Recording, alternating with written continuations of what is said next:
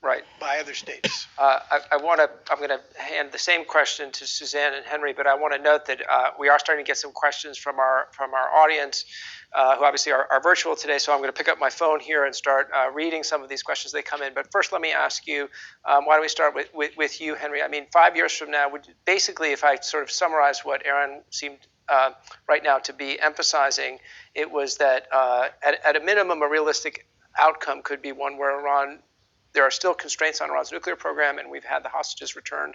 That there are a number of other issues which he listed, which could be obviously things that would be desirable, but you could still consider a U.S. strategy to Iran to have been successful if those first two objectives were achieved. Do you agree with that? Yes, I agree. Leave it at that. Suzanne, how about you? How would you characterize a successful Iran strategy if you were looking back 5 years from now? Look, I think those are components of a successful Iran strategy for the United States, necessary components.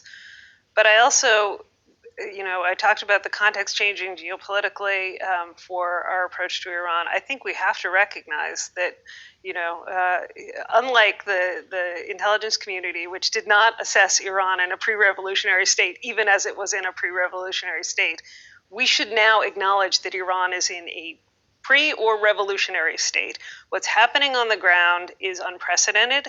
It is truly historic, and it is going to have long-term consequences for the capability of this system. I don't know what the trajectory of that political change within Iran will be, but I think everything that we do in terms of our Iran strategy has to be predicated on a different set of assumptions than existed before the death of Mahsa Amini, which was that Iran was a country of a very unhappy population, but a largely stable government. That's no longer the case. And, I think if we could rewind history and look at the period between 1977 and February 1979 and take different actions as a result of the understanding of what was coming over the pike, I think that we should now be looking at Iran with a very different lens than we were looking at it until very recently, with the recognition that what has been clear as a system that was ossifying, and I think I used the word slow motion metastasis a couple of years ago, it's no longer slow motion. This is a system that has lost legitimacy of a vast majority of its people, and they are coming to the streets, and the fear factor has been lost.